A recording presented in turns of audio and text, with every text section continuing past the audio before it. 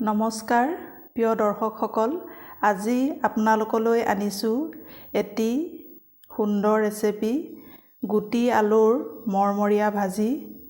এই ৰেচিপিটো মই নৰসিংহ, মানধনিয়া, বেচন দি বনাইছোঁ। গুটি আলু ভাজিটো বিশেষকৈ ল'ৰা ছোৱালীয়ে এই ভাজিটো খাই খুবেই ভাল পায় আৰু যিসকলে নৰসিংহ নাখায় এনেদৰে খুৱাবও পাৰি। এতিয়া আহকচোন ভিডিঅ'টিলৈ আগবাঢ়োঁ। প্ৰথমে সৰু আলুখিনি ভালদৰে ধুই প্ৰেছাৰত ভৰাই লৈছোঁ। এতিয়া 2টা চিটি মাৰি বইল কৰি ল'ম। বইল কৰি লোৱা সৰু আলুখিনি বাকলি গুচাই ল'লোঁ।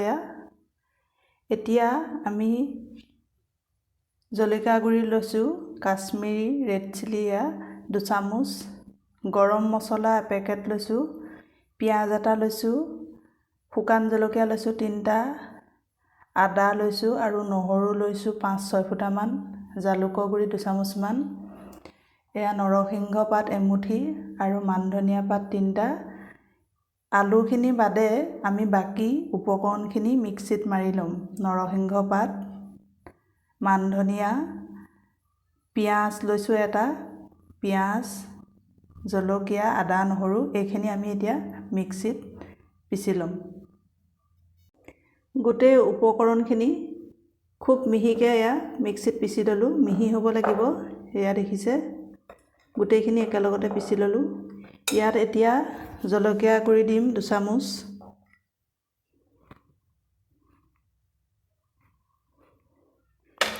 জালুকৰ গুড়ি দিম 1 চামুচ। জ্বলাটো বেছিকৈ খালে বেছিকৈ দিব পৰা যাব, মই বেছিকৈ জ্বলা দিয়া নাই। আৰু গৰম মছলা পেকেটটো দি দিম।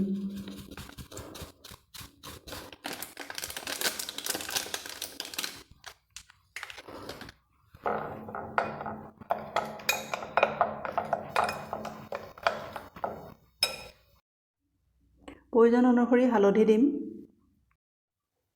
2 চামুচ বেচন দিম, 2 চামুচতকৈ বেছিও হ'ব পাৰে, প্ৰয়োজন অনুসৰি লাগিব। আৰু প্ৰয়োজন অনুসৰি নিমখ দিম।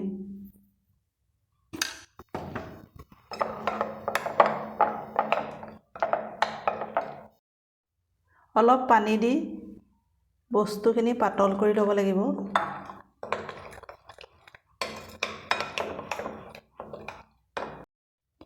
আলুখিনিতো প্ৰয়োজন অনুসৰি হালধি আৰু নিমখ সানি ল'ম।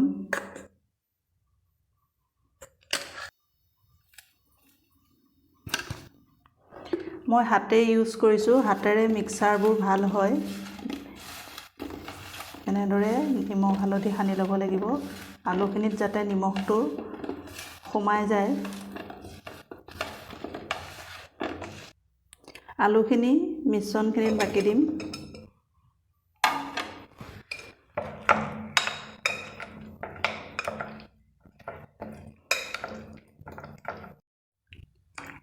আলুখিনি এনেদৰে সানি ল'লোঁ বেচন আৰু পিচি লোৱা নৰসিংহ, আদা, নহৰুখিনিৰ লগত। এতিয়া আমি গৰম তেলত এইখিনি মৰমৰীয়াকৈ ভাজি যাম। এই ৰেচিপিটো ল'ৰা ছোৱালীৰ অতিকৈ প্ৰিয়। আপোনালোকে এনেদৰে বনাই নিজৰ সন্তানক খুৱাবচোন, খুব ভাল পাব। গৰম তেলত আমি এতিয়া আলুখিনি ভাজি যাম।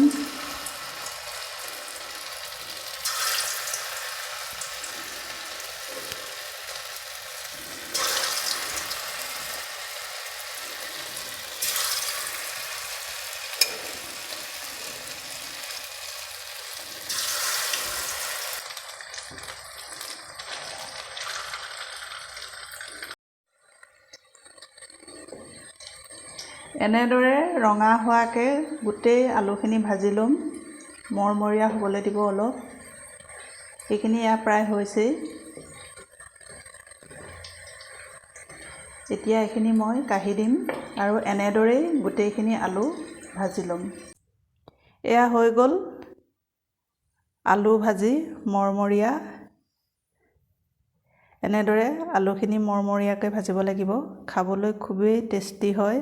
জ্বলা, মছলাৰ টেষ্ট, মানধনিয়া টেষ্ট, নৰসিংহৰ টেষ্ট গোটেইকেইটা একেলগে খুবেই ভাল পায় ল'ৰা ছোৱালীয়ে এই ৰেচিপিটো খাই। আপোনালোকেও এনেদৰে এবাৰ বনাব। আৰু মোৰ এই ভিডিঅ'টি চাই আপোনালোকে কেনেকুৱা পালে কমেণ্ট কৰি জনাব। যিসকলে প্ৰথমবাৰৰ বাবে মোৰ ভিডিঅ'টি চাইছে ছাবস্ক্ৰাইব কৰি দিবলৈ নাপাহৰিব।